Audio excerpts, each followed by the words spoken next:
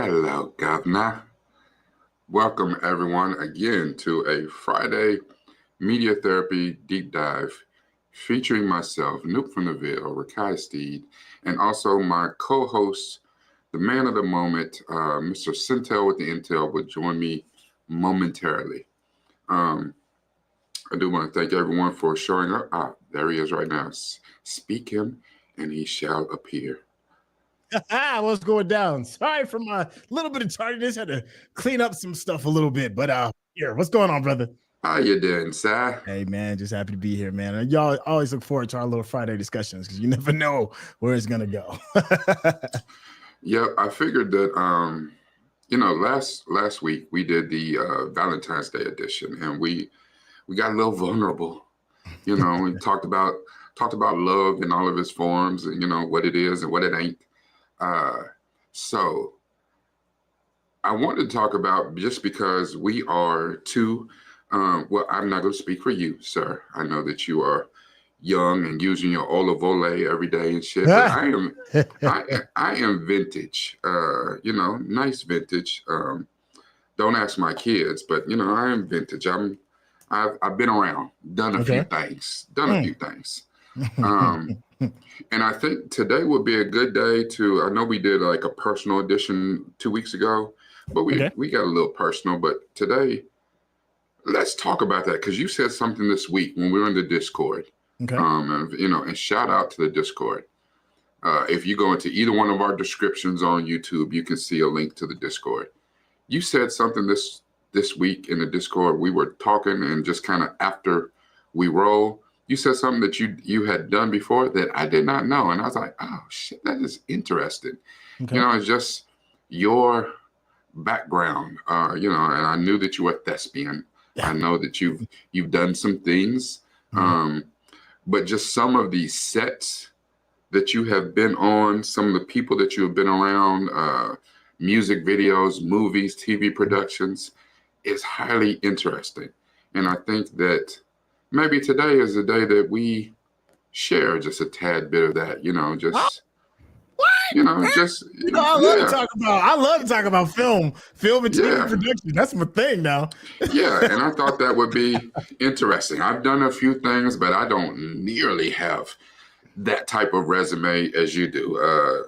Some people think some of the things I've done are interesting. They're definitely different. But I think your experience, and maybe both of ours together, and eventually we will also invite Sherelle and Frank to the stage in a little bit to talk about some of the things that some of us have done that people wouldn't know, or some people might. So that's our spiel today. And of course, I've just been talking since we got on here, but again, let me introduce again my partner in crime, my ace, Centel with the Intel. How you doing, sir? Hey, brother, it's always a slice. I think we got one of the coolest gigs in the world. We get to sit and chop it up when it comes to film and television, and just really just throw our brain on this thing and speak our piece in it. It's we're in a very incredible age now where TV is in a lot of ways stronger than movies, and it's right here, easily accessible.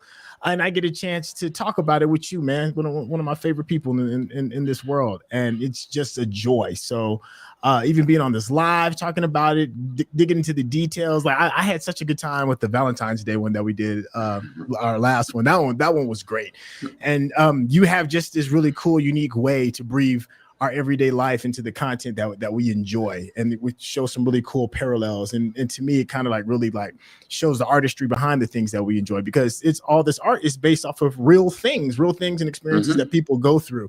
So when you uncover that, it just adds a lot more depth, and it enriches, the stuff that we watch, man. So here we are again to be able to pull back the layers on some of this stuff, man. Well, thank you, sir. I do appreciate it, and I try to do what I can do when I can do it. And sometimes, listen, I'm not good for much, but I can at least tell a decent story. So, and that's another thing too. And I really encourage everyone to jump into the Discord. at least, 4 to 5 days a week, at least we do lives multiple times during the day, where not lives, but where we are filming, and you get to, if you're a member of Centel's Patreon, you can join in with us and see our reactions live. And then, after reactions go off, we stay online and talk shit as we do. And I swear, the thing is, I talk to you and Chuck probably on a daily basis. And those are just the best conversations ever, and I hope that everyone on here, that you have some friends like that you can just chop it up with and just, let life be life. If nothing else, you need some people to put a smile on your face. And hopefully that person lives in your house. That may not be the question. You may be just miserable every day. It's like, every time they call your name, you ring, bless your heart. Bless your heart. So, I talk to my kids and they put a smile on my face and then put, some discomfort in my wallet and my heart, and be like, I love y'all so much that I think about not murdering you. I love you. I love them kids. Listen, teenagers, they just take, they're putting all these little, these senior hairs in my beard. Oh my God. And just to answer, absolutely not. He may show up just because that is the shit he does. But you call him and you call on the devil and he shall appear. So he will appear. Don't get it twisted. Yeah. my man get the hairs on the back of his neck raised and be like, am I being summoned? Yes. And as long as and Frank is good at calling him into existence, because he will mention that one property that we shall not name. And Chuck will show up. So anyway, I did want to ask you about, so you said during your time as a thespian, and I'm not saying that your time as a thespian is over with. You just moved your talents. You had a press conference and moved your talents to Beyonce's internet instead of some stage somewhere. But you worked on music videos. Yeah. So what all did you do on music videos? Were you strictly PA? Did you ever, direct, or you ever done some production? Like, what did you do on music videos? I've done a lot, man. I've done everything from being a PM production manager. I've been a first AD. I've been a second AD. I've done locations. I've done casting. I've been a PA on many occasions. I've helped with wardrobe. I've done catering. When it comes to this, I really did jump in like with both feet. It's funny. Me and Frank were having a small conversation about it, and it's just one of those things where I have a job where my office changed daily. And not only did my office change, my job description changed daily, and it was that thing that like really fed my brain. I've wrangled cables, put up lights. I've worked in the camera department. Like you name it, I have actually done it. And the thing with music videos is it's more of the Wild West out of all of the areas when it comes to music, when it comes to video and film. Music videos is like you need Doc Holliday out there. You don't know anything that can happen will happen. You work really crazy long hours. An average video shoot day is anywhere between like 16 to 20 hours. You sleep on set. It's one of those kind of things. You deal with crazy talent issues, everything from people that just have to literally smoke real weed on set throughout every scene to dealing with groupies and people trying to sneak in. I've been cussed out by paparazzi. I've had to put Fernie pads over Mariah Carey in order to keep her from getting assaulted from fans. To like you name it. It's funny when I was thinking about Puffy's making the band thing, going out to get cheesecake and stuff like that. I've had to literally do stuff like that. The weird requests when it comes to certain artists. Oh my gosh, I've worked next to people like Taylor Swift. I've worked next to people like Beyonce. Let me see, Mariah Carey. Usher, Too Short, Snoop Dogg. It's a huge list, and I know it sounds fantastical, but when you're in it, it really is a job. And I'm saying these names to say, I'm not saying I sat there and chopped it up and had dinner and we was over there talking about where our lives are going to be. No, it was a work thing. It's like I make sure that a lot of their needs are met, or making sure the wardrobe is fitting, or picking them up. Like it's those kind of things. So when it comes to music videos, it's any and everything that you can possibly imagine. Listen, listen. For somebody said, said I've worked in some music videos. Most people be like, okay, you might say like the name of one band that I faintly know. I'm like, oh yeah, I think I've heard them. Listen, you just listed off the Academy Awards, the Grammy, Mount Rushmore. Beyonce, Taylor Swift, Usher, Mariah Carey. Boy. It was a lifetime ago. I love how you said all that. You threw it. You're like, Too Short. Like, boy, listen. Too Short had to been an early experience, and then you worked your way up to the Mount Rushmore. Like, okay, you've been with some people, and and that's the thing. Like, like a lot of them people.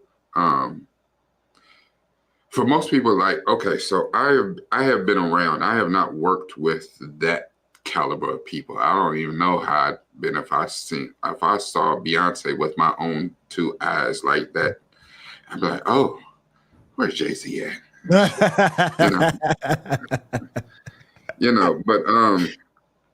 and the thing about it is, like, I've been around a number of stars myself, and I'm not starstruck. I don't know how I've been around Beyonce though, but I've been around some people, and I'm not starstruck at all. And because I am one of those people that's like, shit, they are just human. They get up and put on their pants one leg at a time, just like I do. They just, more people recognize them, and they got a lot nicer shit than I got, So, well, shit, that's anybody. I think homeless dudes got nicer shit than I got right now, so it's not really saying much. But it's extremely interesting to have those types of experiences, because that's the thing that most people cannot resonate with. Like, it would be hard to not be on a set and be starstruck. I think probably if I was all the way serious, with Beyonce, I might have been a little bit, just a little bit. Probably like if I'd ever been like in close quarters, probably with like Prince, I probably would have been. I was like, that is Mr. Purple Rain himself. I'd probably been a little bit. Beyond that, though, I can't really think of anybody that I'd be like, wow. Maybe if you were around Michael Jackson or something, but I have been caught gawking one time. Really? Yeah. There was one time I was working on Catwoman. Okay.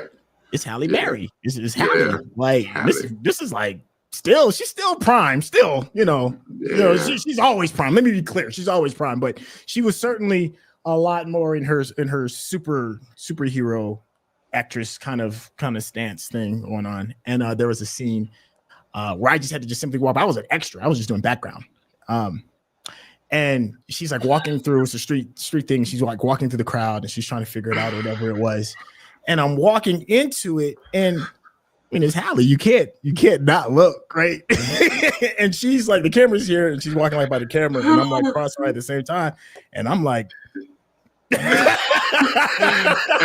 bet the director like, cut. Who is this guy? Why does he keep walking into the damn wall? Yeah. And then to make things even worse, like she actually came up to me. She was like, "Baby, you all right?" And I was like, I'm sorry, Miss Berry. I know I'm messing this up. I just, it's like, come on, like you were. I had pictures of you in my locker as a kid, like.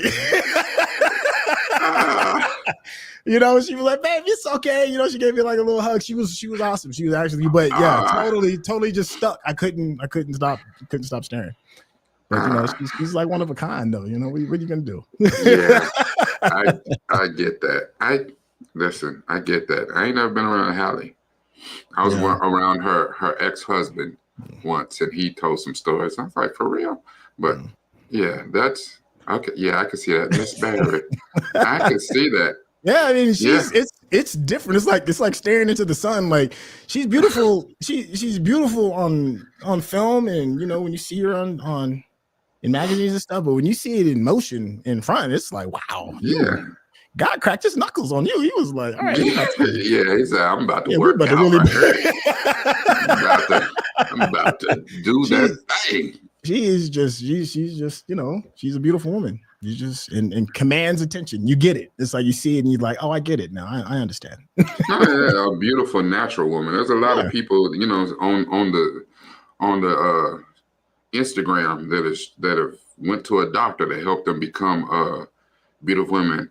And just for neither her, I want to say maybe her first husband, David Justice. So not Eric or Oliver, David Justice. I was around him when I was David Justice was, I guess, I'm gonna say he was Hallie's first husband. I don't know if he was or not, but yeah. So that was way interesting. That was at my when I was at the University of Louisville, my U of L days. So that's a whole. And David was playing for the Cincinnati Reds and came down for U of L's homecoming. That's a whole. It's a whole different story, which I will not tell on here. If I tell that, I might tell it on my Patreon. If I, you know, it might just, it's a whole different. It's a different experience. Wow, that was interesting. Yeah, there's been a few times where I've just kind of been stuck. You kind of just get stuck in the awesome. I worked a project, Steven Spielberg project called Terminal. The Terminal. That's Tom Hanks. Tom Hanks. Yeah. He was like was that the one he was like trapped in or something? He couldn't leave the air. Yeah. He was stuck in the airport. Like something happened. His country dissolved or whatever it was, and he was considered like a political refugee or something, and he couldn't leave, and he was stuck in the airport. That's crazy. Never watched that movie. And it's one thing to watch Steven Spielberg do his process, which is a whole other story. That's a whole other story. But we shot that in an old airplane hangar where they used to help build the Saturn V rockets way back in the day. Like back in the 60s, this massive, huge, gigantic hangar, massive. And they built the airport inside of that hangar. And the airport was so accurate. They had working elevators in it. They had working escalators in it. They had a food court, like the airport's food court had a real working kitchen. Yeah, they had real working kitchens. Like they was in there like about craft services for the day. Like you want craft service, go to the food court. Shit. No, it was wild. Like the stores, they actually hired like real people that like worked in the stores. Like they had a in my little area that I was working in was for Hugo Boss. I think it was the name of the company, Hugo Boss. So they had real Hugo Boss employees in there working and doing their whole spiel. Like that's like the attention of detail that Spielberg was in order to get this in. Like something that you would just catch glancing in the corner of the frame as is walking by. You know, they spent tens and tens of thousands of dollars to make that little quick moment accurate. You know, so when you see these things, big budget. Yeah. So when you see these kind of things, it's like, wow, so much effort and work goes into it for a moment, just a quick moment, and then it's gone. That's how much love they put into the craft. I have not had the pleasure of working on huge budget things like that. And most been on a few movie sets, but they were indie productions with fractions of those type of budgets. A few TV shows that were smaller, even though a couple of them were network, but not anything big like that. And the process in any sort of filmmaking, I've been on countless music videos, even made a few, which we won't go into that. Uh, it's a whole different lifestyle. Yeah, that's whew, Lord. Yo, but you've experienced that. You know the joy and pain that when it goes to creating those things, man. It's way bigger than you realize, right? Like when you're in it and you're like, oh, this is a task. Putting this together. It is, and honestly, the thing is, I love it because it's a creative outlet. And actually, to be honest, one of the things that I love the most is acting on stage, like theater. And I had an opportunity to not only act, but to write and then be, on the production end in the back. So I directed a few, even directed some things that were on film when we got to the point, especially during COVID, but that was all really church-based and stuff, but where we shot a few extremely micro, low, no budget, it's church. So church ain't never got no budget, collection plate be out, but there don't be no budget for nothing. So, and that's how I started accumulating equipment on my own back in the day. Just because I was interested in the process. I've always been interested in the process. And I got to the point where, it's if you want to be rich or famous, especially in this age of the internet, shit, if nobody's hiring you for a project, help make your own damn project. And I believe that, and sometimes you just become a content creator. And I don't want to say that lightly, like just become, it's funny too. I have people that hey, how's your little podcast thing doing? Like, I don't know. How's your mama's little drug habit going? Word. Don't test my patty. Don't test my patty. You know what I'm saying? Like, I'm not on 50 Cent or Kendrick Lamar level, but don't test my patty. Nah. Listen, when they go low, we go low. Yeah, I can go to hell. We go low. Yeah. Scorched earth. That's a trip, man. But you doing your own projects, working with you're using the resources you have available, the church. It's a great way. Kids today have these now, which is crazy with the cameras that are on these things now and are doing production. And now, you've got content that you can go on YouTube and post and so they it's so many between TikTok and Snapchat, they can create whole movies by themselves with CapCut or something like that. And and some of these kids got Steven Spielberg, Peter Jackson type chops on their cell phones. Yeah, which is wild. Because when I was coming up, when I was like driving production trucks and I got a truck full of equipment and stuff like that. I'm going to say this now, but I'm not going to say the productions that it was. Like after we parked the truck, we would have a circle of folks and be like, hey man, I got this equipment, I got this light package, I got this grip thing, I got all this kind of G&E for electric and stuff like that. They was like, yo, you're still trying to knock out a couple of pages of whatever the projects were that we were all doing on the side. And we grab that production truck, go steal some shots, steal some scenes, make sure everything isn't damaged, and then put it back before the real shoot or what was the next day. But it was whatever it took. That was our whole thing. Whatever it took in order to get the scenes.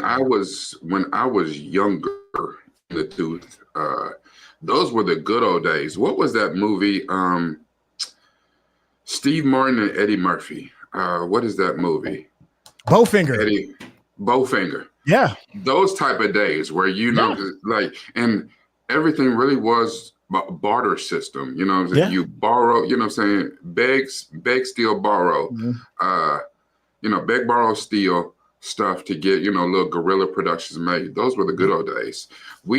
Even though we have more tools at our fingertips now, as far as digital assets and, supercomputers with super, cameras in our pockets, it seems harder to do a lot of stuff nowadays too, because especially there's no barter system. Everybody needs to get compensated. And I get it. I just, I ain't got it like that. But I think it also calls for you to be a little bit more creative when you do things. And I think that was something interesting that we revealed on Discord the other day. Like, as much as we film together, and you're my ace. I talk to you like every day. Like I said, I talk to you and Chuck every day. That I have never met you in real life. Yeah. In case y'all didn't know, me and guys have never met. Yeah. Fast friends that talk every single day. Just even if I don't want shit, you know what I'm saying? I call you, how you doing? You good? The fam, everybody good? All right, I was just checking in. All right, and it's every day. And it is the power of Beyonce's internet. Listen, she is, we have never met in real life. And of course, the hub between us is one Charles Babb. And if y'all have not met Chuck is a professional troll. And he is actually one of the most interesting people ever. He downplays it. He's very humble in his assholeness, but he is. But he is a wonderful dude, and he is Charles Babb. You'll see him on here, Zariah, and especially if you jump in the if you jump in the Discord, Chuck comes through. And that's who we were talking about earlier. You know what I'm saying? If you speak the devil's name and he shall appear, Chuck will pop up. And once he starts talking, he says some shit or he'll post in the chat. You'd be like, yeah, I will never forget that dude because that dude's wild, and it's funny. Now, Chuck is my brother. And me and Chuck have, you've known Chuck since you were a teenager. Yeah. And I've known Chuck even longer. Once I first transplanted in Kentucky, him and my younger brother were best friends. They were connected at the hip. And so Chuck has always been my little brother. And now Chuck and my brother don't even speak anymore. They had a major falling out. But Chuck is always, that's a little bro. Yeah. And the beautiful thing about Chuck too is like, most people would be like, because he's little brother, he does, he's little bro. No, Chuck is gravity. He's his own planet, and he's got this magnetism to him, and he just attracts the wildest people. So, me and Centel to get on here and tell stories is one thing. Listen. Yeah. Listen. When I tell you, if Chuck started telling stories, like to me, I was just blown away just now by him saying Beyonce, Mariah, and stuff. If Chuck start telling a story, you'll think it's not real. Chuck would be like, oh yeah, this is one time when I hung out with, Beyonce and and Jay-Z or whatever, and Beyonce said this to me, and you'd be like, wait, what? Yeah. And his stories don't be bullshit. Like a lot of people might think they are. They're not. And he don't really reveal that. Listen, so when I was doing event promotion, and I used to promote concerts and do event promotion. And so I was doing a promotion for a liqueur company called Rhythm.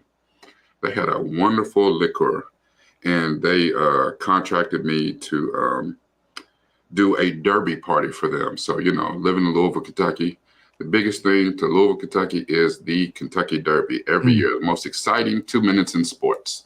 And so, all that week is, the lead up to the Derby. And then there's before Derby parties and the after Derby parties. Now, usually the after Derby parties are the heavy hitters.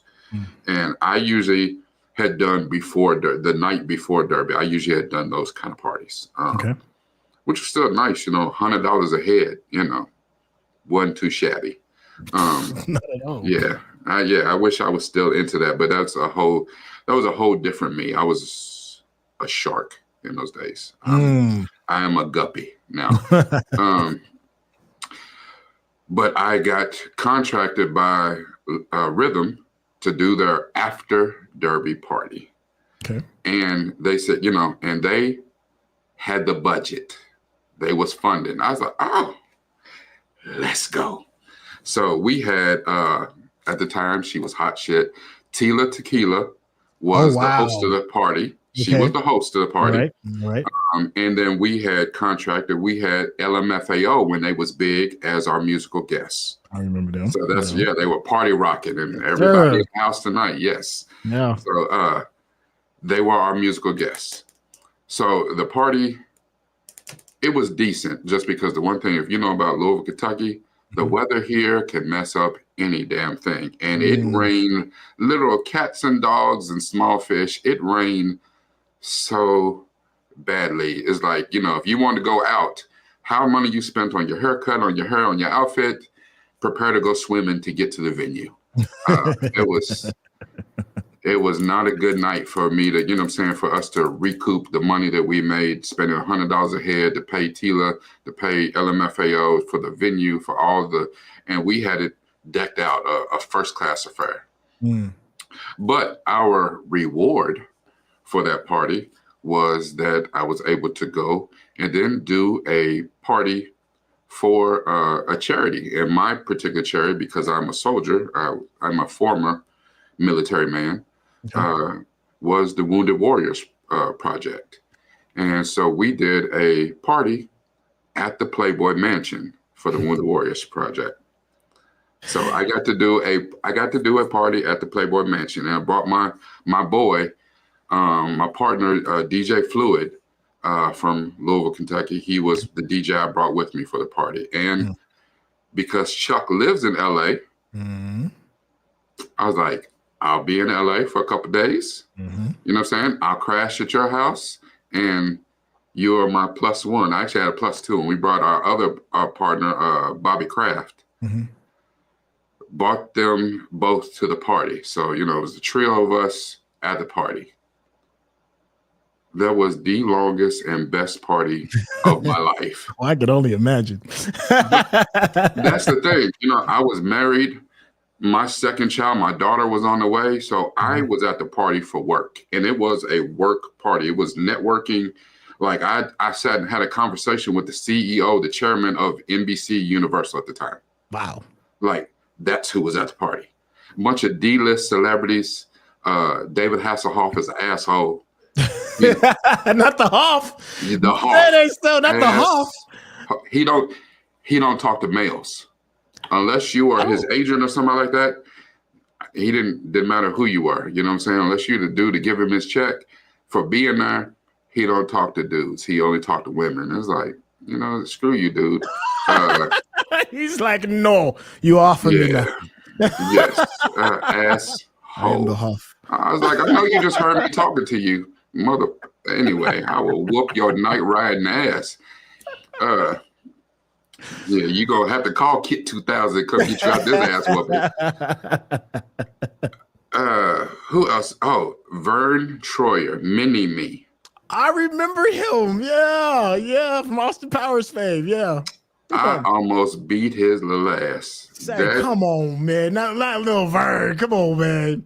That dude, I don't know. I hope he's living his life right now. But back then, he had a severe drinking problem. You cannot be 3 apples tall and have a drinking problem. I was about to say he was a drunk and he was a belligerent ass.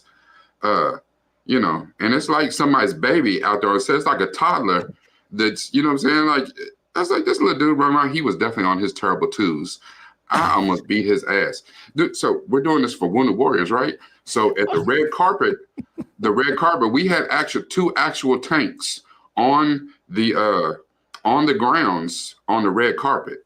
Okay. Somebody picked his little ass up and put him on top of one of the tank for him to take pictures.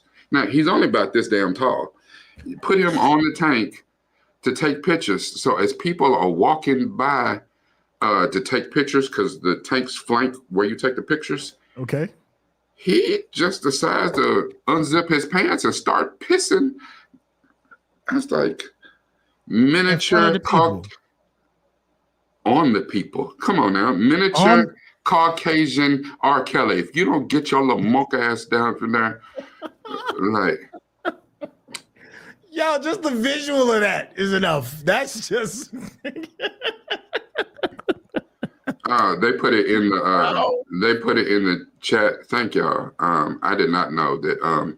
Yeah, he passed. Yeah. He passed a while ago, though. It was a while I ago. didn't know that. I did not listen. I've been so mad at that dude for so many years, dude.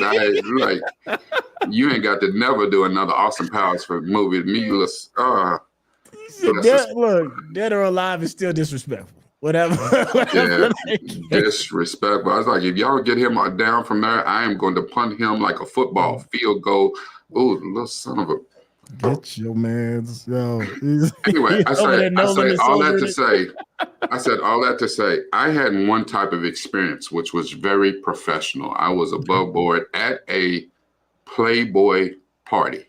Okay. And yes, the Playboy models was there. They brought out the B team. They didn't bring out the A team. They brought out the B team. And yes, they were nude. However, the theme of the party was, Wounded Warriors. Mm-hmm. So they had a professional body painter there. And he painted clothes on them so good, it wasn't until you got close to them, you'd be like, wait a minute, is that you is naked? Oh, shit. You would not have known until you got close to them. Now, that was the experience that I had. Chuck, on the other hand, had a whole different experience. And I'm just going to leave it at that. Where they say, whatever happens in the grotto stays in the grotto. Well, Chuck found out what happens in the grotto. I don't know. None about it. Chuck, I didn't even get to go inside the house. Chuck been inside the house. Chuck found his way onto the tennis court. I don't know what happens on the tennis court. You know what I'm saying? He was serving love. That's what it was. He was serving love. He got out there and actually played pickleball, if you know what I'm talking about. Yes.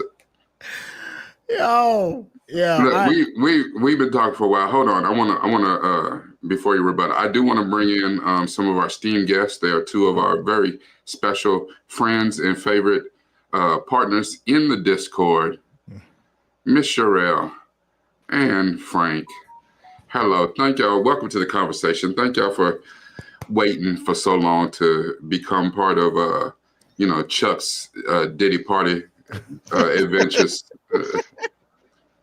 All right, I'm trying to tell y'all. I'd bring them in here, but I'm afraid we get demonetized. Dude, that cancel my damn account. Like, you know what's going on, bro. Like, you do better. Don't bring that dude on your life. Oh no, I am gonna hit him up though and be like, Frank and Sherelle, how y'all doing on this wonderful Friday afternoon? I'm pretty tired, but I'm doing really good too, so I'm not complaining. Okay. Outstanding. We'll take that. How you doing, Sherelle? Yeah, I'm good. Good. So I know I was I'm over here spilling the tea, and like I said, it was a hell of an adventure for me just doing that. Like that's definitely the biggest party. That party went on 12 hours. 12. Was it debaucherous 12 hours or? Yeah. If you listen to Chuck's version of what happened at the party, yes. That was hour one. My version of the party is very tame. You know what I'm saying? I saw, like I said, painted women, different. They had like different musical guests and different performers and shit like that. Like I said, I got within, I don't know, 8 feet, I guess, of Hugh Hefner. Okay. He had his 8 little blonde girlfriends around him, and I was like, yeah, he absolutely looked like the Crypt Keeper in a silk robe.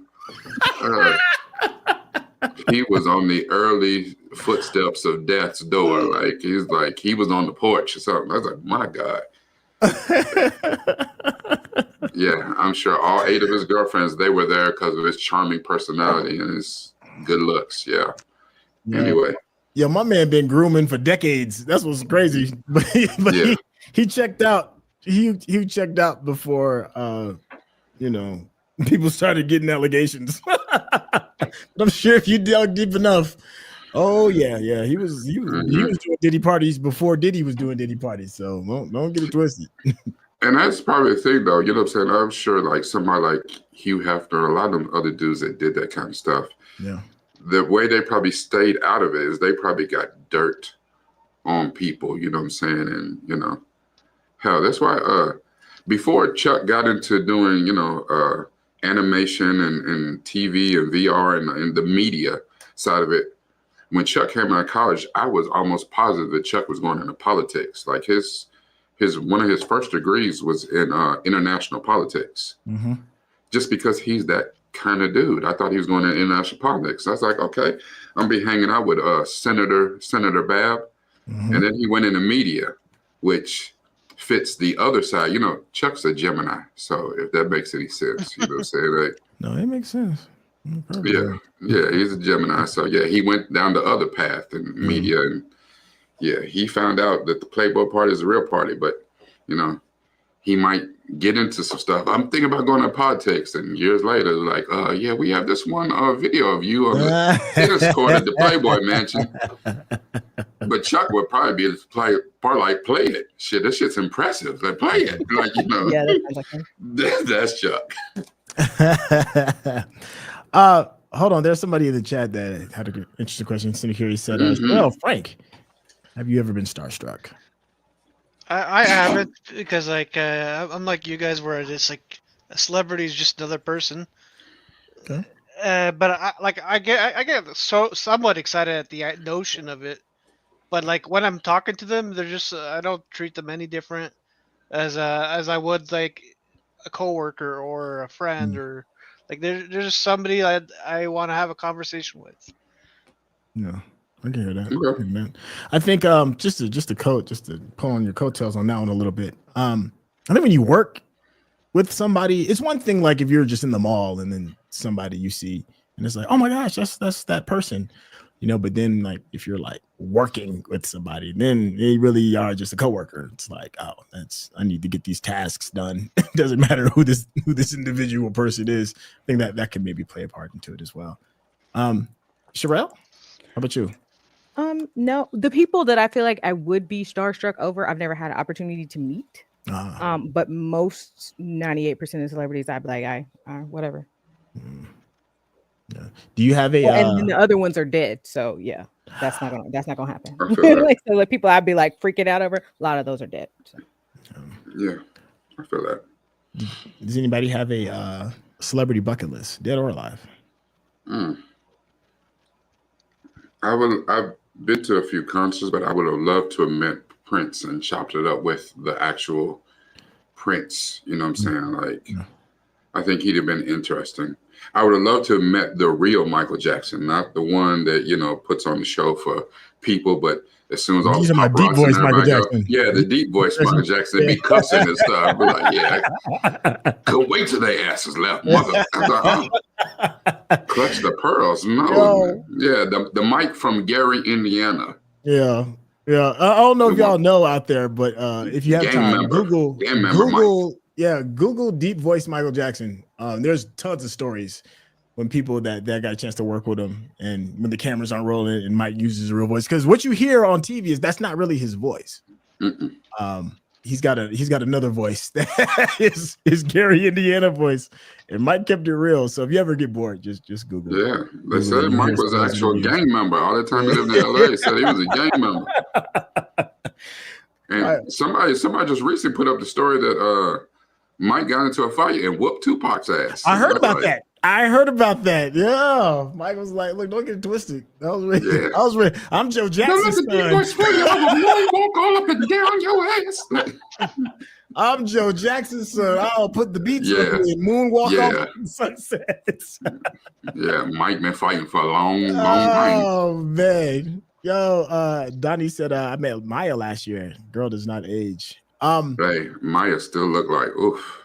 I used to live in North Hollywood, and there was this park right next to the rec center. I can't think of the name of it, anyways. And she used to actually like do a lot of her jogging and stuff out there.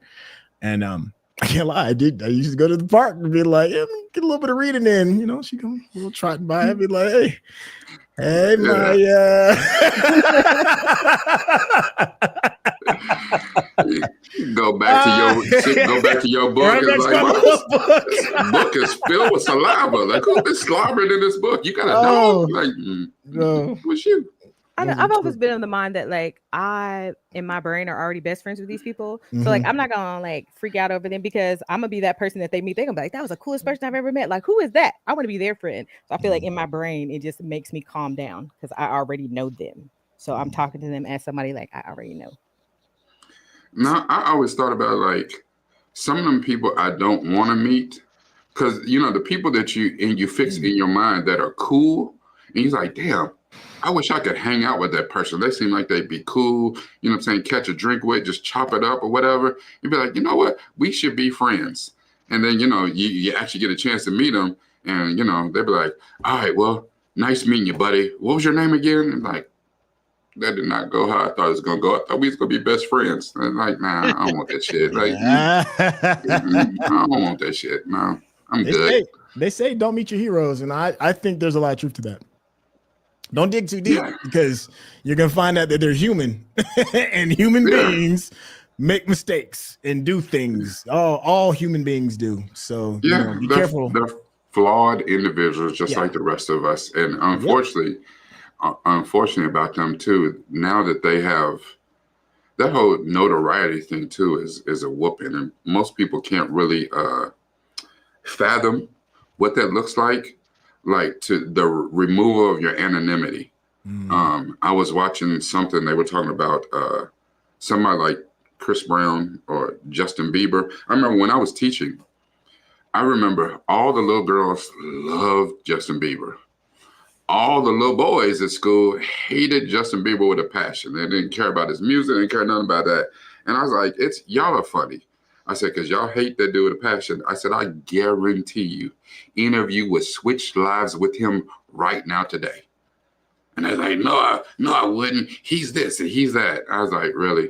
So he's rich. He's famous. He can't even go to the mall without the mall being shut down and without every little girl in the mall and half the grown women in the mall chasing behind his ass. I was like, but you would rather be you. Boy, shut the hell up. Don't nobody around here even want your ass. But you know what I'm saying? But okay, sure. And I was like, and that's for real. That is a whole different type of problem set that I don't think I would want. You can't even go to the mall. Well, you know, nobody goes to the mall anymore, but you know, you have no anonymity. You can't do anything without them having to shut it down just for you to not be hounded or chased. That seems fun and it seems wild when you see it on TV. But if they chasing you and, you know, rip all your damn clothes off you because they just want to have a piece of you, that is the scariest shit in the world. Hell no. There's a video, I think it's A$AP Rocky, of him getting snatched off the stage, and they was violating him. It was violating in the crowd, and what's his name that did a cornucopia? What's his name? Tyler the Creator. Tyler Creator. Tyler Creator made a birthday cake for A$AP Rocky with that picture and that look on his face as he was getting accosted by his fans. And A$AP Rocky was so mad to mess up their friendship. He was like, "Yo, that was like a traumatic experience. Why would you poke fun of that?" He was like, shut up. This shit's funny. Well, Google it if you think I'm laughing. A$AP Rocky makes fun of oh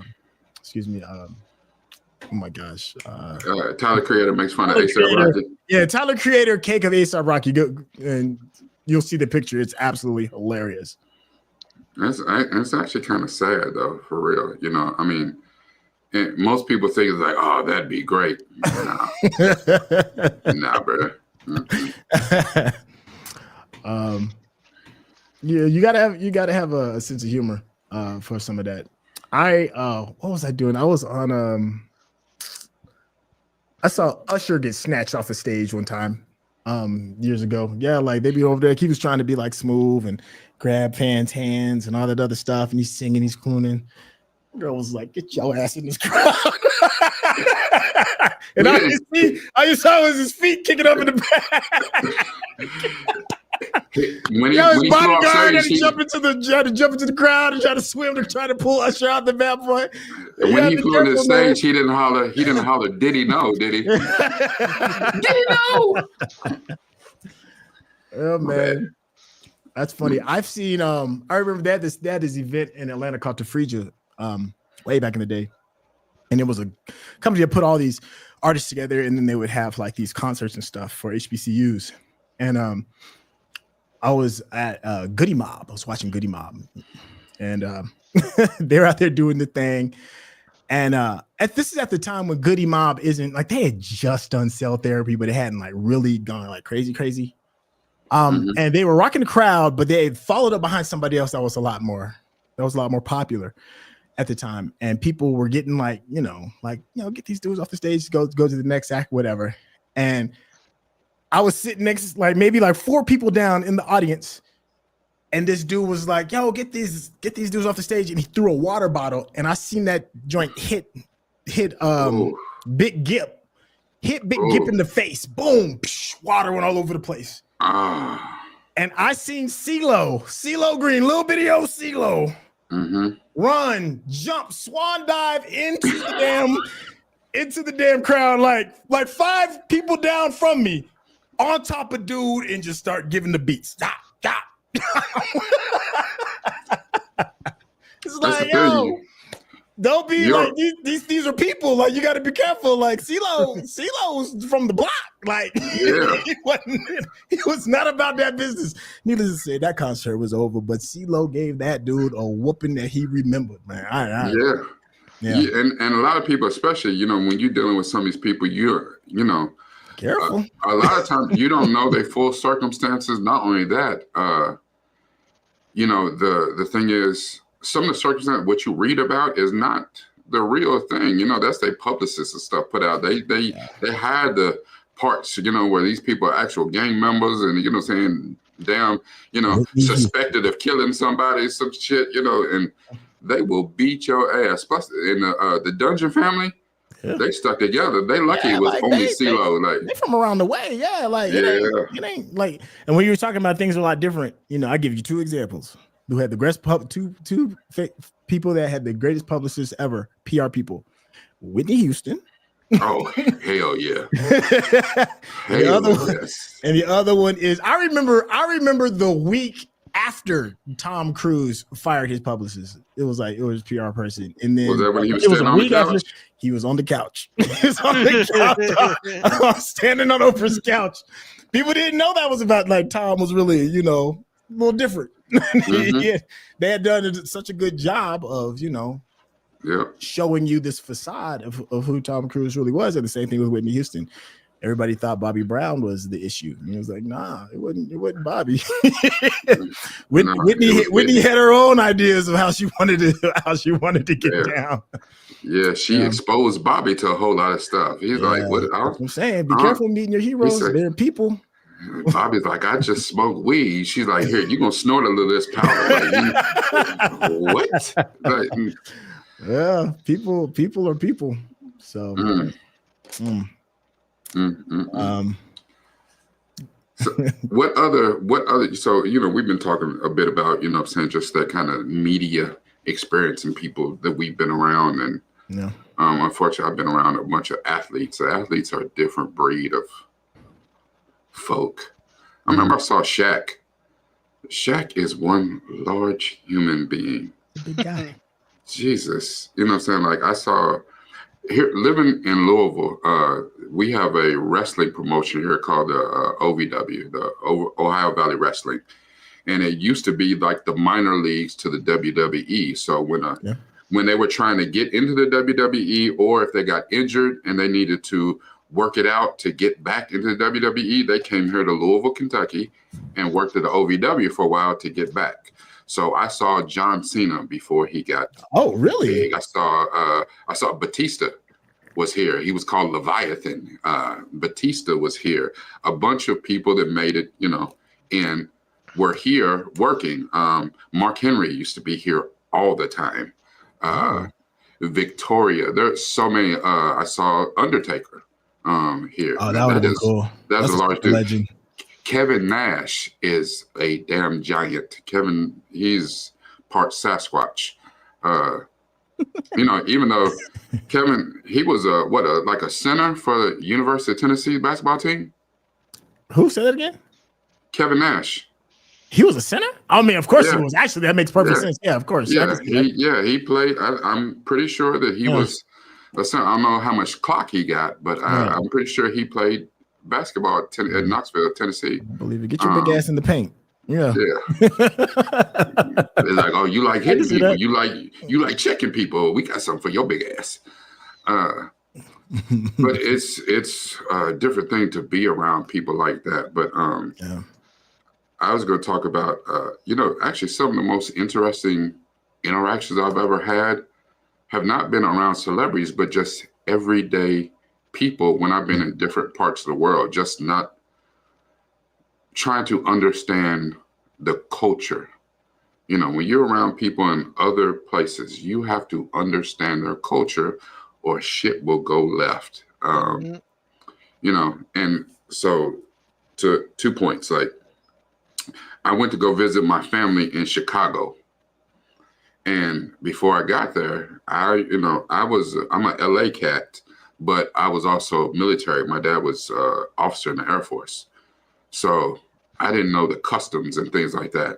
And, my cousins told me, hey, just take that hat off, take that baseball hat off. And I was like, why? He said, because in LA, y'all wear colors to let people know who's who and what's what. Right. He said out here, it's how you wear your baseball hat and how you wear your hat. You cock it to one side, you cock the other side. He said that means something different here. He said, just take that shit off. You have to understand. Same thing when I was in the Middle East. When you go to the Middle East, they give you an entire, you better pay attention to this damn briefing because small shit will get your ass killed. Something as small as waving at people. You think you're going to be nice to the locals and be like, hey, I'm an American soldier and, I don't mean you any harm. Yes, we're in your village with M16s, but, you shouldn't be afraid of us. Right.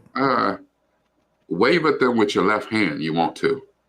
You just cuss them out. And you be like, what? I just waved at them. Which hand you do it with? I just wave with my left hand. That is your ass.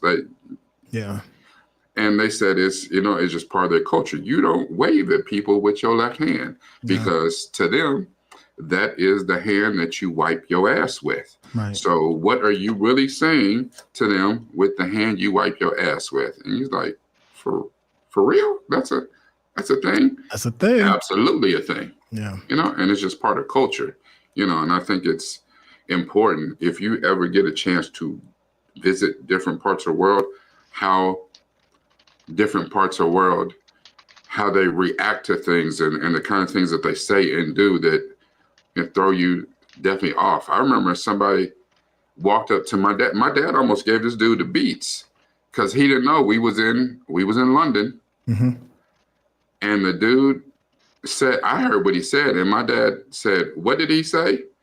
And I don't even want to say the word anymore because it's not PC in the word. But basically, in English, in American, he asked my dad for a cigarette. Oh, yeah. Yeah, I know what you're going at. That is a different word. Yeah, it's a different word someplace else. Yeah. My dad almost put hands on him.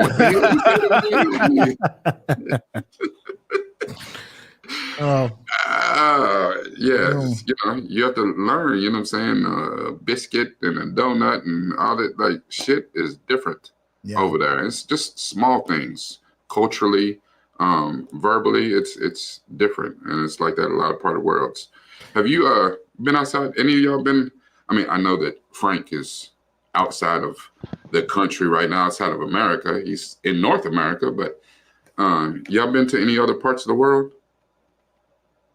I've only been to mostly America. I've been to Mexico 2 or 3 times, and Cuba once. Okay.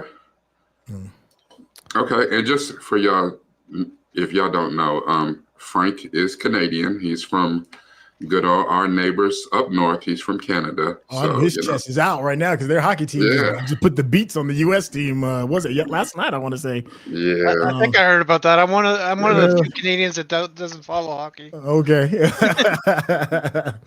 Yeah, they whooped that ass. But of course, it's Canada, of course.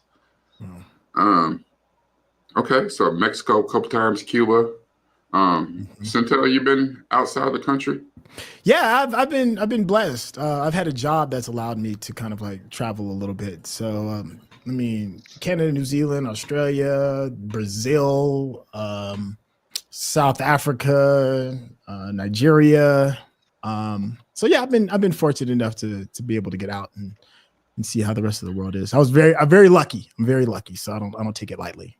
I've never been to New Zealand or Australia. Australia's one. I've never been to Australia. I've never been to Antarctica, but I've been to the other 5 continents. Never been to Australia though. And now that I'm older, I wanted to go really bad when I was younger. I don't want to go no more. Shit, everything in Australia is trying to kill your ass. Go. 7 of the top 10 most deadly creatures on the earth live in Australia. Yeah. Hell no. No, I'm good. And I saved Sherelle last because I know Sherelle's been a few places. Sherelle, where you been? It's mostly just Japan. But I was there for a few years, so I lived there, so it's different. Now, were you saying the other day? I know you had been to Japan. You've been to Okinawa. Yes, that's where. Okay, so Japan, Okinawa, any other place over in the deep East Asia? No. I wanted to, but I got pregnant, so I wasn't going anywhere. I got that. Just that flight to Australia makes it. Listen, yeah, I was just about to post that. Yeah, because that joint is like, shoot, it's what, like a 16, 17 hours? I don't know. You literally flying to the other end of the earth. Like, it is already tomorrow over there. So that's wild. You had said something. I kind of wanted to fall back to something real quick. You had said something regarding like, respecting the culture of where you're at, right? And I remember here in the States, I did a movie called little movie called Bad Santa way back in the day. Still one of my y'all hearing this, right? Still one of my favorite Christmas movies of all time. And there was a location that we did in Long Beach, and they have, I guess the best way you can describe them, they're called like community coordinators. And what the production team would do is there's certain people in certain neighborhoods that can give you a pass because you just can't, I don't care who you are. Okay, you just can't be in certain neighborhoods.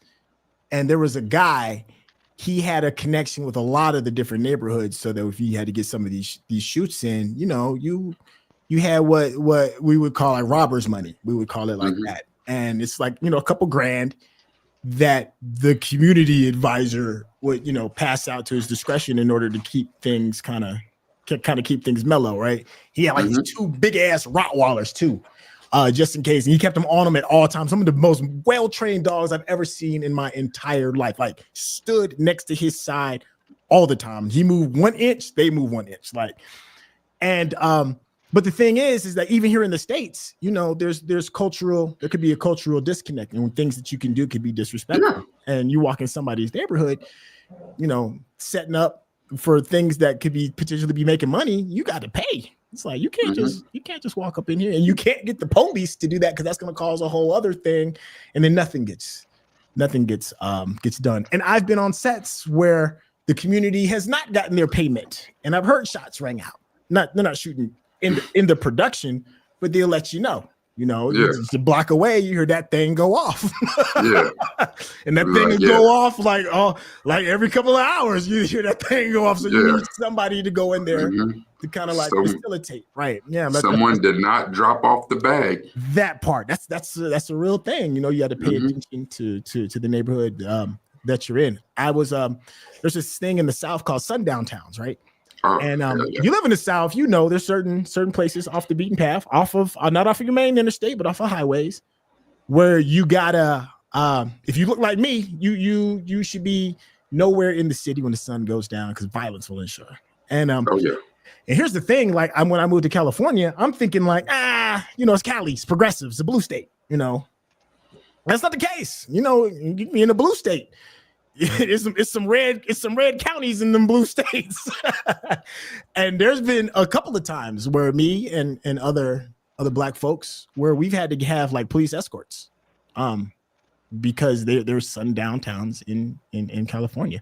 Same thing. You got to know the culture of where it is that you're shooting. And one more example, when we've shot in Mexico, when we've had to have robbers money again for the police. You got to have robbers money for the police, because you in certain places they'll be like, hey, something can mysteriously disappear for you. So you don't even need to necessarily have to be out of the country. You can be in a neighboring country, but you better respect the rules of where you at. I was looking at some of these, they talk about Michigan got sundown towns, and a bunch of places have sundown towns. They even said that show Rome that was on HBO got stopped because the Italian government was trying to extort HBO. Yeah, I believe it. Yeah. Sean said, you guys talked about Lincoln from your friendly neighborhood Spider-Man being another story of black character in the game. What do you think about these stories being told, even if it's true? You want to go? Go. I'll let you go. That is,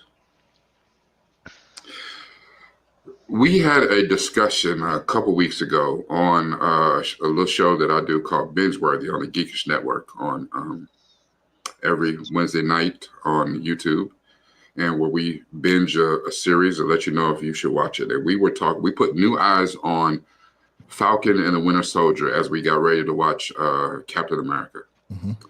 And Chuck got extremely, it's one of the few times I've ever seen him get kind of emotional. Mm-hmm. Now Chuck works in the industry. So he worked at Disney for a while. He was a producer at Disney. And so when you talk about Disney projects, he gets emotional because a lot of the people are behind the scenes. He damn near knows all of them personally, worked with them. And he got really emotional because he talked about just his perspective on Falcon and the Winter Soldier, but a lot of other movies and things that are trotted out to us as media is Hollywood publicizing and using Black trauma to sell tickets. And the thing is, we are so many things. That's one of the reasons why I love Donald Glover's Atlanta. Yeah. Because even though he did use some of the stereotypical tropes in it, he showed that we are more than that. We got to show a slice of life. There's so many shows that you just show people that, Friends was a show that wasn't about shit. Seinfeld wasn't about a damn thing. Much ado about nothing. Yes. Everybody Loves Raymond. There's all of these shows that ain't about a damn thing.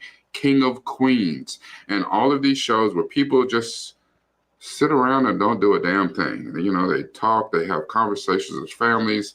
They might eventually say something funny, and that shit will be on for 10 years. We very rarely get that opportunity. And it's almost like to sell it to us. As much as I also hate BET because they sell us on our own trauma. I am part of the problem. And I admit that because, yes, I do watch Power and BMF and a bunch of that bullshit, the 50 Cent universe, the Powerverse. I do. I watch it. I watch that stereotypical gangster drug dealer bullshit. I do. But a lot of it I do hate because, now Chuck ain't seen none of that. And he's very serious. He won't watch any of that. He won't watch damn near anything Tyler Perry made that's on BET. He won't watch it. And I don't blame him. Slave movies, hood movies. There are some that are great. There are some that are absolutely awful. Because in some cases, the story does have to be told. Mm-hmm.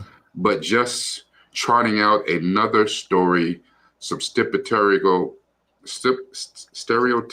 bullshit, and telling the same story that's been told 1,000 times but in a different way is also awful. Which is one of the reasons we just talked about this in the Discord yesterday, talking about why a different world was so important. Yeah. A different world was the type of thing that we needed. We needed not only to see Black people progressing, but on the quest to succeed and to progress, going to college, getting the knowledge, just being able to exist without having to always be on guard. I don't have that experience. I always went to PWIs. Centel went to a HBCU, and is one of my greatest regrets, and something that I actually want for my kids, where you can just go to school and just exist. And instead of having to be on guard all the time, you get to actually just work on being your best self. My kids go to a school now that's a great school for them, but they're on guard. It is a PWI, and even though it doesn't seem like it, there is, the racist element like a bunch of public schools are, and it's just, they have to always be on guard, and they're very lightly represented in each class and each, grade or whatever. They can count Black kids on one or two hands, and that shit that's not cool. But if I tried to move them to a school, they wouldn't move it because they love where they're at, and they, so if they like it, I love it. But long story short, I'm kind of tired of I wanted more for the Lonnie Lincoln story. I understand he becomes Tombstone, and that's a whole different thing, but I guess they give us some balance by making Harry Osborn on the other side of that. So, a lot of people probably hate on the show and say that's some woke DEI bullshit. Whatever. There's some good storytelling, and they did some interesting things in that show. So whatever your take is on it, it's your take. I'll shut up now. No, I think thank you for that. I appreciate that though. I think with Lonnie's character, I think it's just lazy writing. It's low hanging fruit. It's not a deal breaker for the show, and I still recommend everybody watch Your Friendly Neighborhood Spider-Man, because if you're a comic book fan, you're a Marvel fan, you're not going to be disappointed. But Lonnie's character, they just took the easy way out, and it's so easy to take the easy way out. The culture, Black culture, has so much depth and so many flavors and so many different ways of looking at life. To be like, oh, I got to join this gang to keep my little brother from joining the gang. It's like, okay, all right. I just want to say that, I'm wondering if there are any Black animators. Because it's like, those braids, what are they doing? Why? Yeah, the caterpillars on his head. I was like, please tell me there is not a Black person on this animation team, because so many other things they could have done. I don't know. Harry and his zesty pantsuit are just this. But there are Black animators. Chuck recommended one to me, and the show is actually really good. And it's on Netflix. It's called Cannon Busters. Black creator, Black animator, Black storyteller, and you get to see an animation. You get to see, characters with a lot more depth to it. It's not everybody look like Mr. Popo from Dragon Ball Z. That it's like, come on, right? So they are out there. They are out there. Sasuke was another Netflix project from a Black creator that's animated. I think it's the same guy who did. Same guy. Yeah, it is the same. Yeah, it is the same guy. Now I don't know if it's the same dude who wrote the story, because that is trash. I mean, but they can't all be gems. Here's the thing, though. No, they can't Turkish. Here's the thing, though. There needs to be a level of grace for not just Black creators, but anybody that's a minority, that's in a smaller subgroup. There needs to be grace for people to make mistakes, and a lot of times, unfortunately, you have to knock it out the park, or you'll never get a second chance. And like you're saying, Sasuke wasn't the world's greatest, but you know, hopefully that creator will still be able to make content and still get a second chance. Like back in the 80s and the 90s, if you whiffed, that was it. I want to say goodbye. But now we can I can name 4 animated series about people of color that were ended after the first season because they didn't knock it out of the park. You know, so Cannon Busters and Sasuke, done by the same person, canceled after the first season. Yeah. Now, Sasuke was unfortunately about a real person who, it's funny that, you know, the people were up in arms and be like, you know, how dare you write about a black samurai? That ain't real. Actually, yes, it is. It was real, actually, that was a real thing. Yeah. You know, and they're complaining about his character right now in the new Assassin's Creed game Shadows. Because, you know, people, it's not like you're carrying a computer in your pocket. Never mind that. But Cannon Busters also canceled. There was one on Netflix also called Seis Manos, which was more South American, but people of color, canceled. Another one, South American. I want to say maybe about the Aztecs, maybe not the Aztecs, the Olmecs, one of them. I think Aztecs maybe. Called Onyx Equinox. Fantastic. They canceled that after one season. So there have been a lot of things out there that were great, but because they didn't knock it out of the park and grab an immediate audience, they were canceled. And even people, they didn't see the message that Aaron Magruder was delivering, and they took it on surface for Boondocks. Boondocks was great. And it's almost when they came in on him and tried to turn into a character, and we was like, oh, we love this, you know, little funny shit that you're doing. And he's like, nah, you not getting it. Yeah, you know, and people said the same thing about, you know, Dave Chappelle. When he was doing his show, he said, yeah, when y'all laughing a little bit too hard, and I feel like y'all laughing at the joke and not with the joke, no, it's time to, You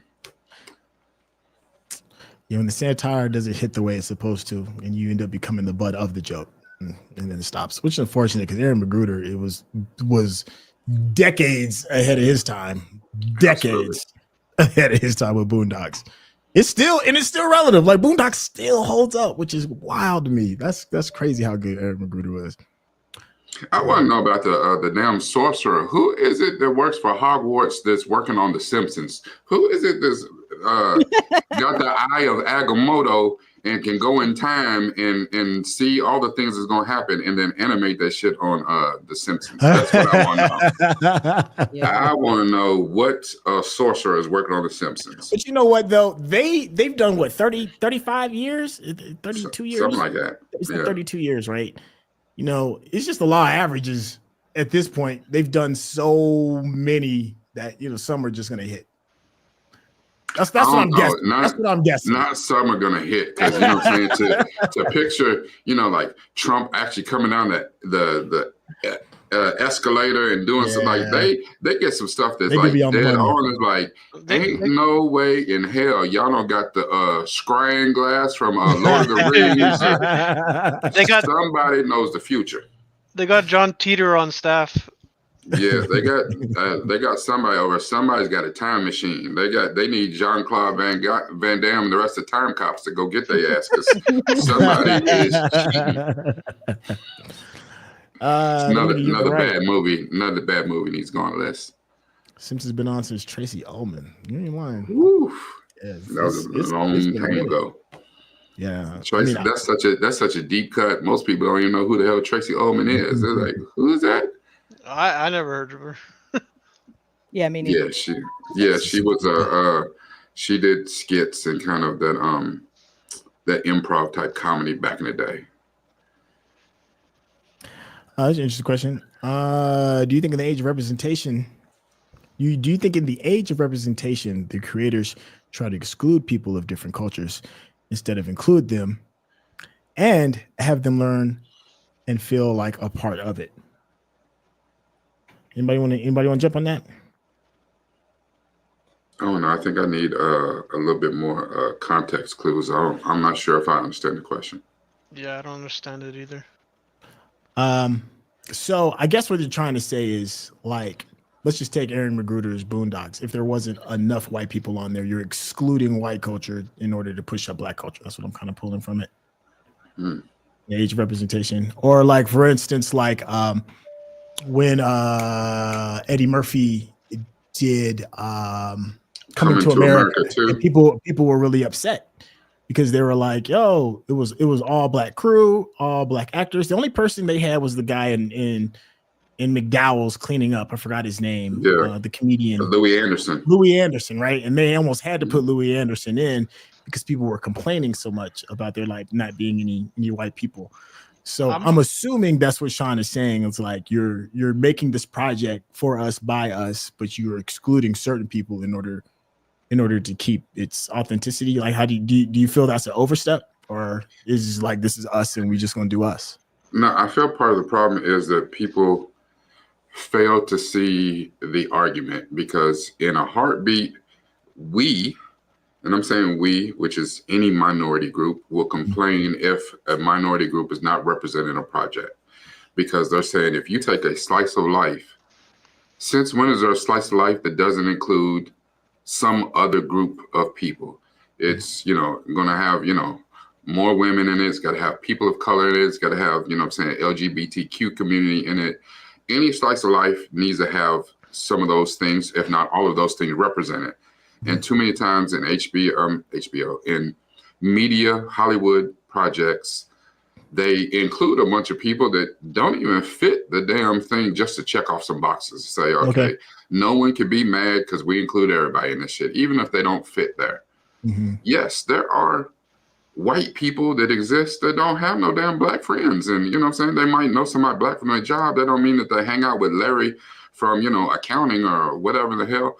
And yes, it's more people than work on the line or work in, janitorial services that are people of color.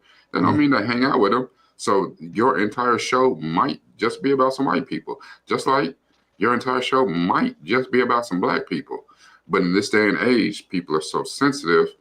We have far too little projects to show that. That's why Atlanta was important. And it did have white people in it because that's just the way it goes. But it can be mainly centered around these black folks and their experiences. What was due that we watched? Vince Staples' show was excellent. I enjoyed it.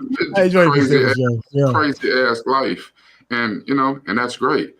And people will be quick to complain, but that's how it's been for years. We have seen white project after white project, over the years that didn't have any people. People complain about that about Friends.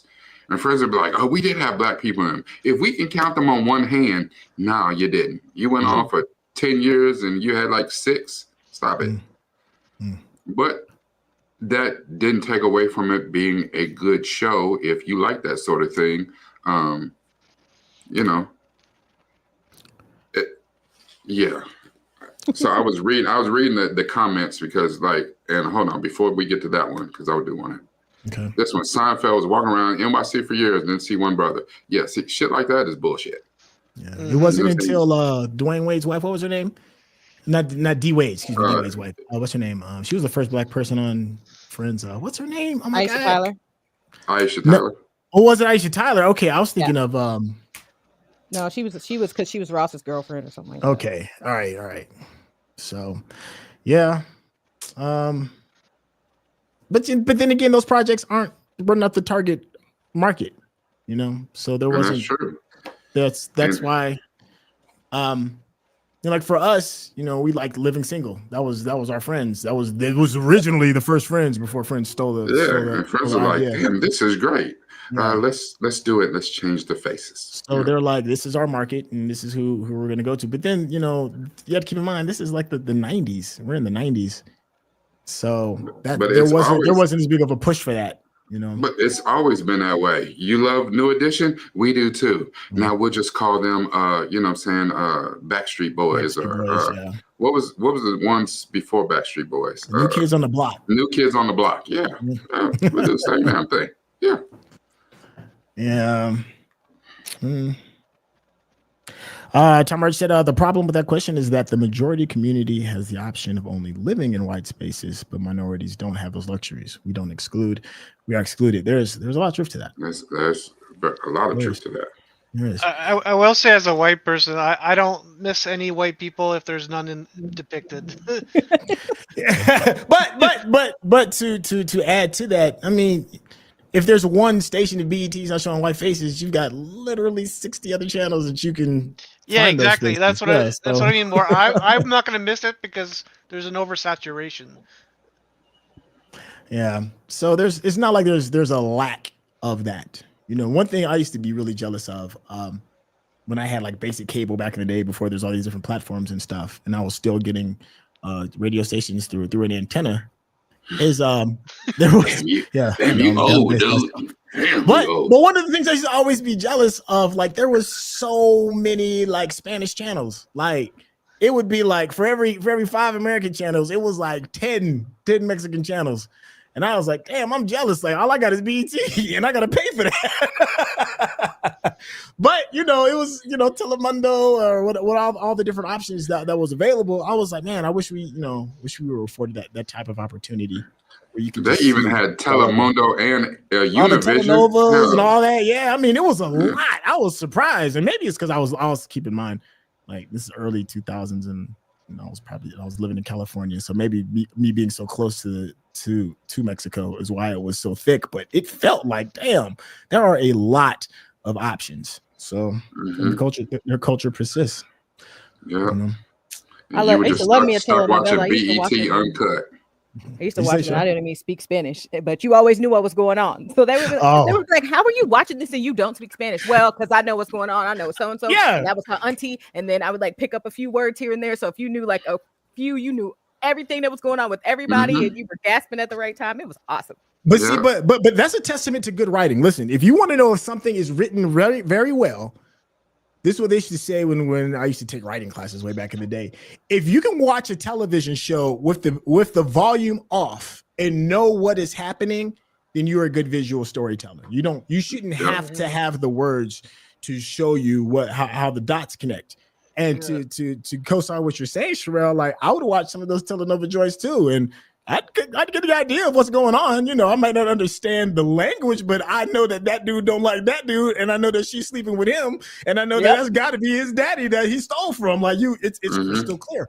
That's good writing. That's good writing. I'm a big fan of Show Don't Tell. Yeah. Dominic said I learned Spanish from novellas and subtitles. Yeah. But nowadays you can cheat. You can get the little headphone thing or whatever, and just understand everything. Yeah. Sorry, I'm over here reading some of these. That's all right, because I was just thinking about getting back to the work too. So hold on, just because we got an answer. So okay. Yes, what happened to our Paradise episode 6 review? I think it came out today. Huh? Paradise is out. Yeah, I think it just came out just a little while ago. While we've been while we was either in the Discord or while we were when we first got on here. But yeah, it's out on the YouTube streets. Now, here's the thing. Again, that is a reason to get into the Patreon because, you know, the best editor in the land. God, I wish I had me a Kenny. But Kenny, he get work done so fast. It be out in the Patreon streets. Yes, Kenny be working. It be out in, man, I need me one of those. You see, mine come every couple of days. I be tired. The damn editing wears me the hell out. I did drop something this morning though. Thank God. Okay. No, it's on my Patreon this morning. It'll be on YouTube like Monday. But you know, it's in the Patreon. As a matter of fact, you already got several weeks worth of stuff in the Patreon right now that you can see that won't even show up to YouTube for a couple weeks, few weeks now. So that is a testament to one of the reasons why you should get in the Patreon. Not only that, it is the whole thing. So you get to see our entire reaction and our entire discussion. It is heavily edited on YouTube. So you only get a portion of what we see and say and talk about at the end, which I will say you know, some of the shit I say and might be worth being in the Patreon. And just, Oh, stop. Don't do that. Don't do that. I'm just saying. Don't do that. I'm just saying. Don't do that. Listen, you bring balance to the force. Yeah, and right now you're saying that in a 3-1 situation, and you're not going to win that one. Stop that, bro. Yeah, like you are our cozy center, our what is it? Our true north. That's nice. When we get to going all off somewhere, you'd be like, "Yo, what do you say?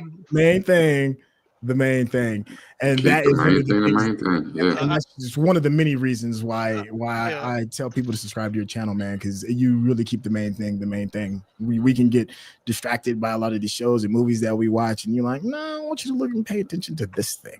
Pay attention to this thing, and let me tell you why this thing is important." And that.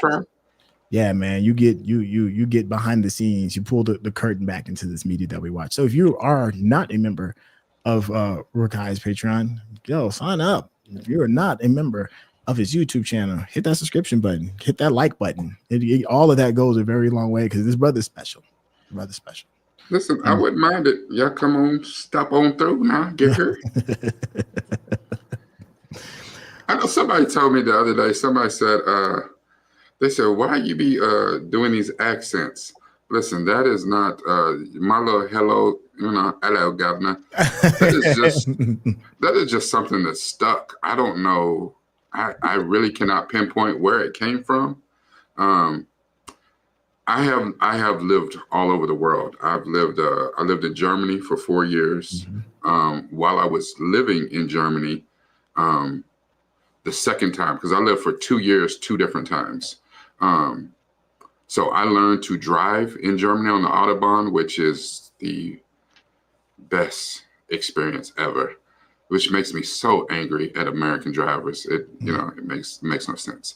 Anyway, I got to visit a lot of places in the world while living at Germany because it was just so close to other places in the world. So I've been all through Europe, been to a few places in Africa, have been to a couple places in South America. I've been through Asia, all a bunch of, and maybe on a different deep dive or something, we'll talk about some of those things and go more into, just being in other parts of the world and what that experience is, because we do have the distinct pleasure, and thank you to Beyonce's Internet, of having so many people that come in and enjoy what we do on the internet from different places in the world. So we've had a bunch of people that chime in and join us from Japan.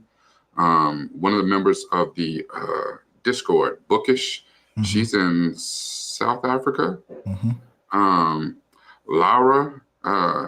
Laura's from Germany, but where's she living now? But no, she's not living in Germany right now. She's in Spain, right? Yeah. Okay. Yeah. So, we do have people. There's somebody on here earlier that said, they shouted out Centel and said they were on here watching us from India right now. So, Frank is in Canada. So we are blessed to have a global reach on Beyonce's Internet. And, as much as I would love for us to reach more people to just kind of tune in and listen to us talk about dumb shit, it is an absolute pleasure and a joy.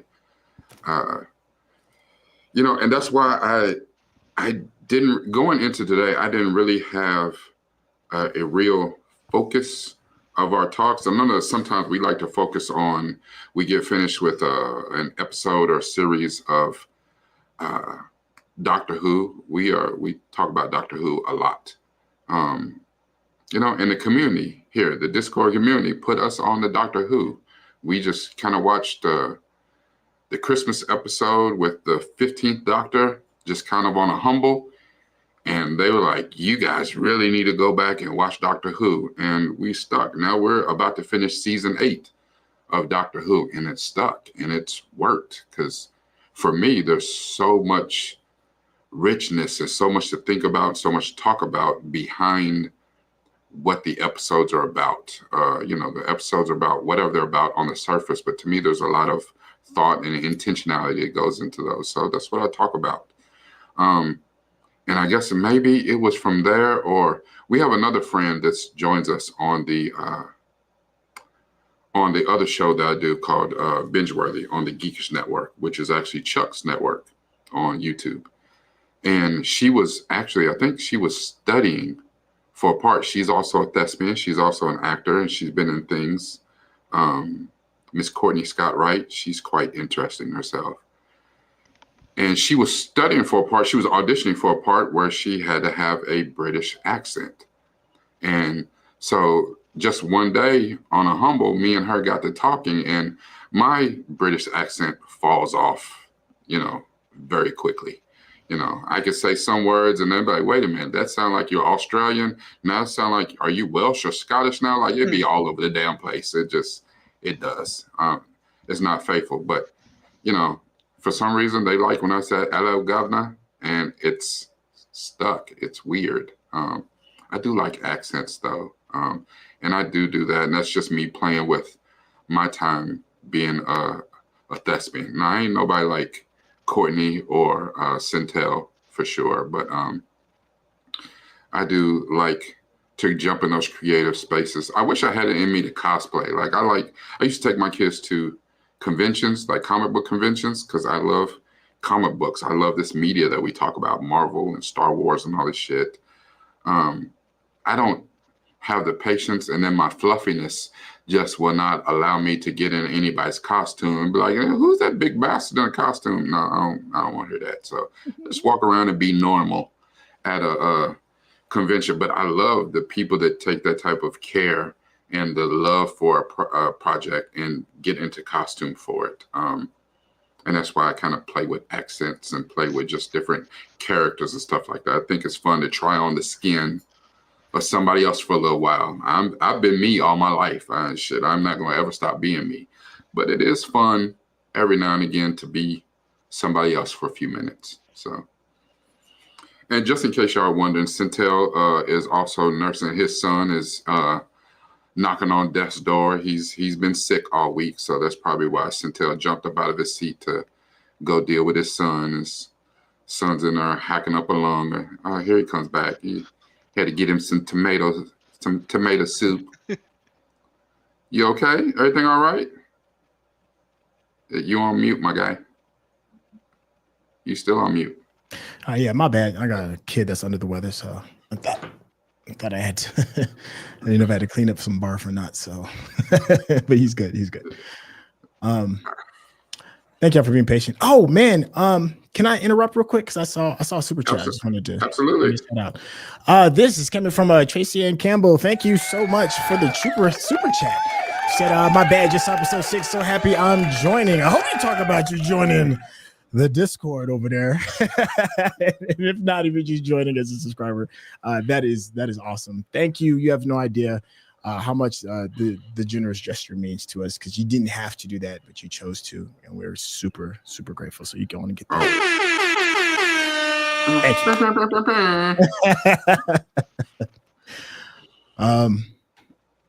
I was just talking about being I was telling them a little bit about Courtney, and how I think it was that Courtney was auditioning for a role where she had to have a British accent. I think that's where that hello governor came from. And just being as a thespian, you get to try on different people's skin for a little bit. You get to jump into a different creative space and be someone other than yourself for a little bit, and it's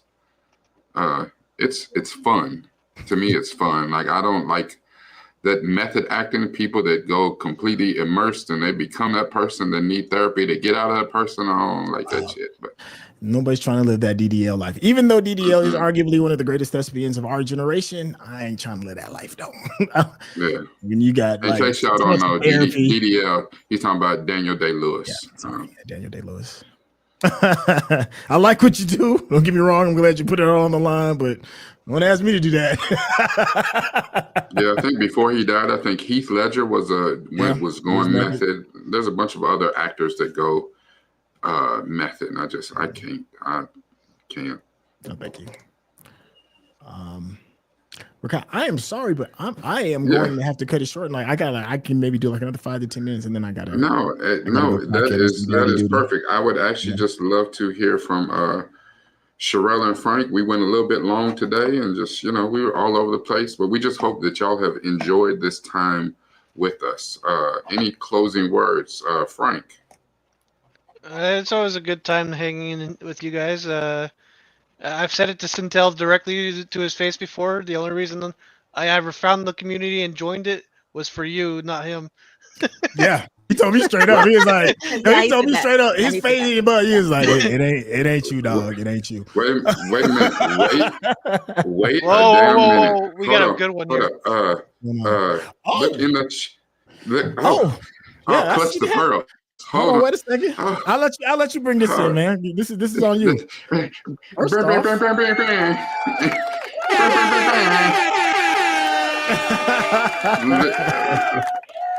listen, I just felt like you were casting out over it. Like,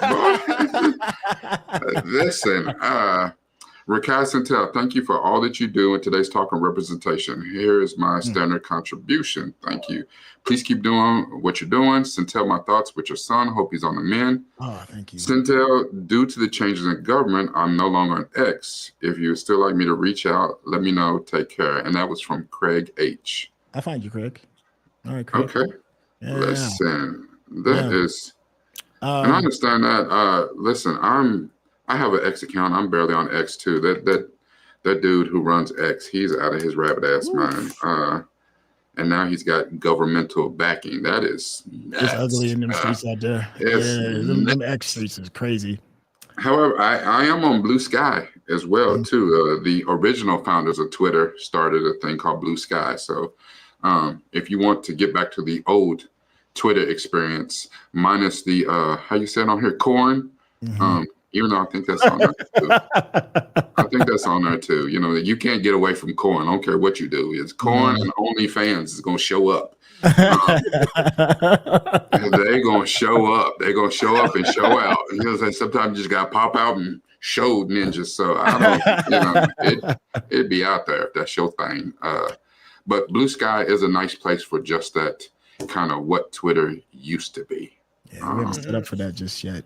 I wanted to reach out to real quick, Craig. If you need to reach me, you can hit me in DMs on Sintel on Instagram, and if you look in the on the actual YouTube channel page, if you go to the profile area, you can uncover the email. So and also, Craig, don't forget that Discord is free 99, so you hit him in the messages and DMs and Discord. So that part as well.